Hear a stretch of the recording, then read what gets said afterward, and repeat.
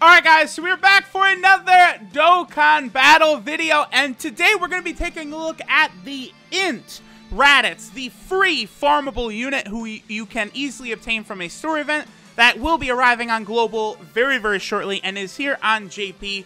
Now, many people are always excited about this RADITZ because it is a free AoE unit, but I'm not the biggest fan of him, and in regards to the World Tournament specifically, I do feel as though RADITZ is not the way to go, and I kind of want to go ahead and break this guy down and explain why our boy RADITZ is not the way. So this is Ruthless Invader RADITZ. His leader skill is the low-class warrior category, Ki +4, HP and defense 40%, and attack 80%. Right off the bat, you are not going to be using this guy as a leader, especially not in the World Tournament. It's just not happening. He won't be able to cut it. 80% attack, you will not be able to cut it in the World Tournament with that. His super attack is Weekend, which does mass damage to all enemies and lowers defense. So it is an AoE super attack. It will hit all enemies. But here's the thing. In the World Tournament now, with the high level difficulties that are available in the World Tournament, RADITZ will not be able to clear the highest difficulties. You will have to do shenanigans like nuking, which is not sustainable over a long, World Tournament weekend, especially on Global. The amount of items you will have to use, I do not believe you are going to be able to get that done. Also, you will probably need to use some sort of key item manipulation or something. Like you're not going to be able to give this guy like attack buffing items, key up items, like nuking the field. Like, it's just not a viable strategy. He just does not hit hard enough in today's meta to really be that great. If you want to take it nice and slow on some of the lower difficulties with RADITZ, you can do that.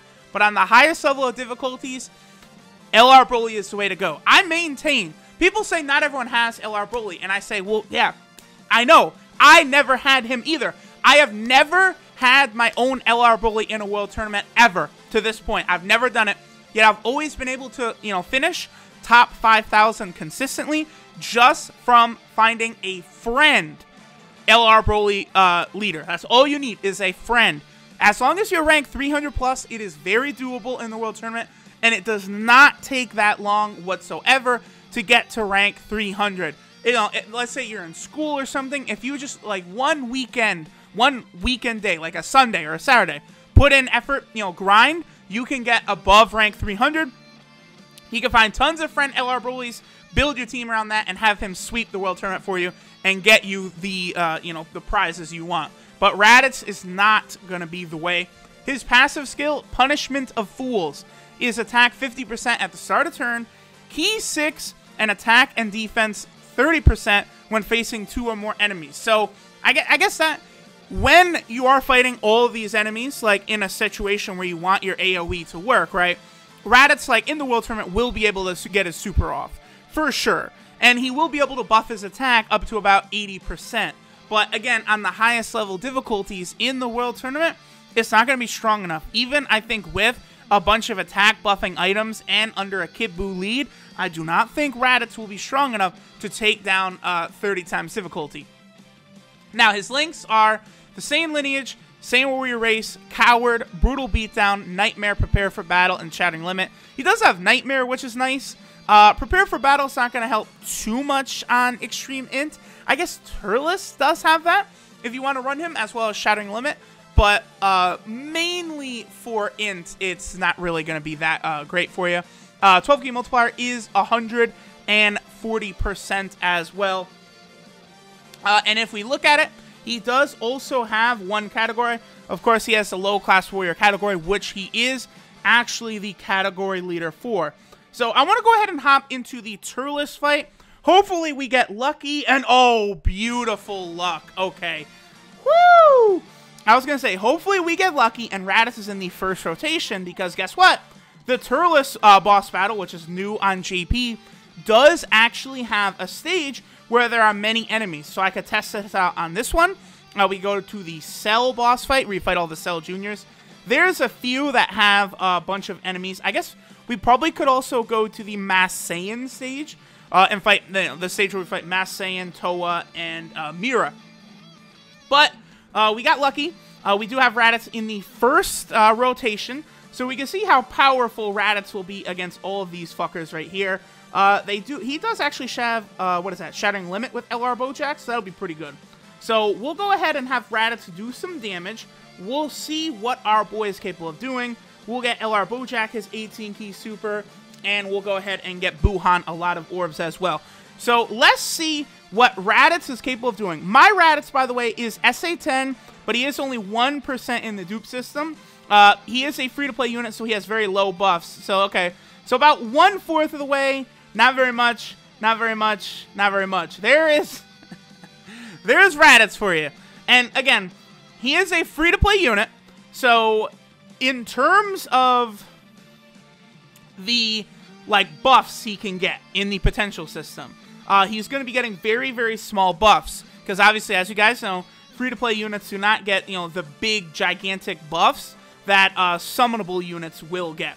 So there we go. So after Raditz hit the whole field, here is what we end up with. It's actually quite disappointing, I would have to say, what our boy Raditz is capable of doing. Now, I do plan on trying to, you know, do a little bit of showcasing of him on the World Tournament as well. The only thing is that, like, now the World Tournament, you can get potential orbs if you come in the top 1,000. So I plan on taking the World Tournament very, very serious. Wow, Kid Buu. I plan on taking the World Tournament very seriously this weekend. And trying to get top 1,000 to get some additional orbs. So I want to try and do a couple World Tournament videos. But more than likely, I'm just going to stream. And I guess during the stream, I could probably test out Raditz.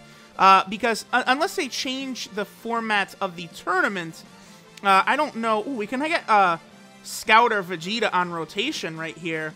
But, I do want to kind of, yeah, this is a Raditz showcase. So let's go ahead and have Raditz finish them off. I did actually kind of like that, having the Scouter Vegeta and LR Bojack on rotation. But, I mean, I'm supposed to be showcasing how powerful Raditz is, right? So let me not push him off to the side. But I did kind of want to, like, I know people are excited. It's a free-to-play TUR, a brand new unit that you could farm, do all sorts of exciting things for. The only thing is, again, he is just very, very underwhelming. Unfortunately, that's just the way it is. They decide we're not allowed to have nice things.